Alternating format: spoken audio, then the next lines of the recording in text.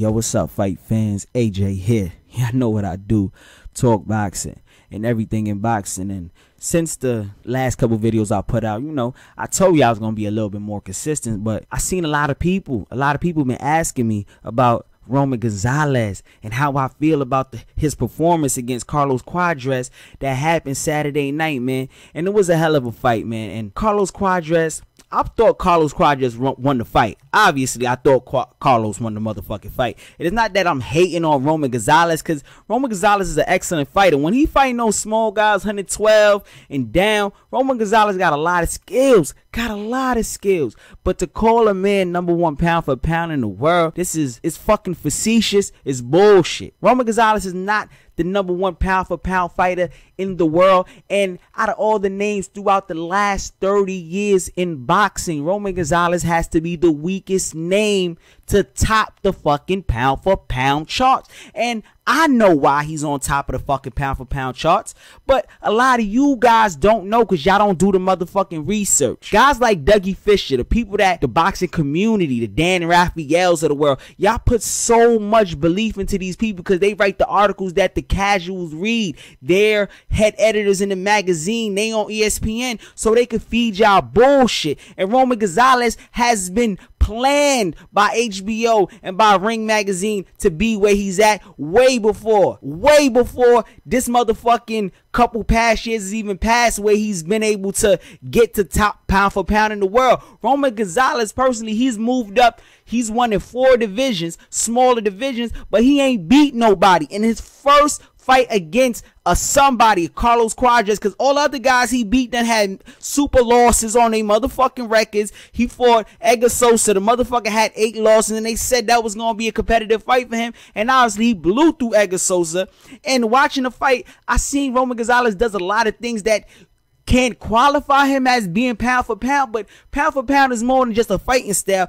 Pound for pound, in my opinion, is how you translate your fighting style compared to the top guys in the conversation of boxing. And you will not put a Román González with an Andre Ward, with a Guillermo Rigondeaux, with a Sergey Kovalev, with the guys that I have on my pound for pound list. Román González doesn't fit the criteria because he ain't fighting nobody. Now, with that being said, HBO has been planning this out for years. If you go back in Ellie Seckbach videos 2-3 years ago, you have Dougie Fisher talking about Román González before Román González was even topping the list, before Román González was even known by the public, because Román González fights in motherfucker, you understand what I'm saying? He's fighting in little small places, pockets of the world. He has a lot of fights in Asia. He has a Japanese manager, and HBO playing this shit out. It's obvious what they try to do with Zhao Shiming, but Zhao Shiming didn't fulfill the promise that a lot of people thought that he would fulfill. They try to make him a champion,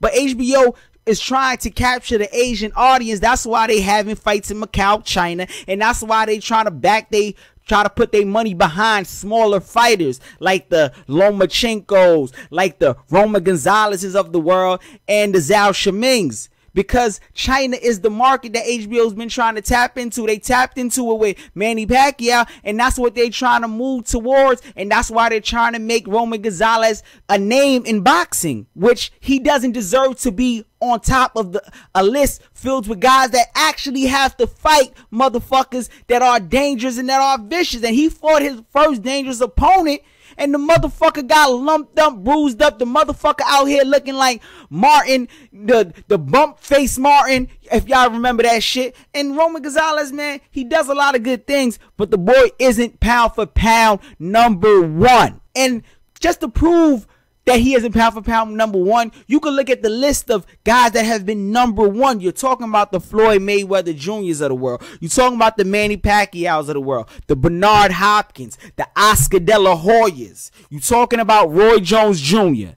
Just going back in the last 20 years. Julio Cesar Chávez, Pernell Whitaker, Mike Tyson.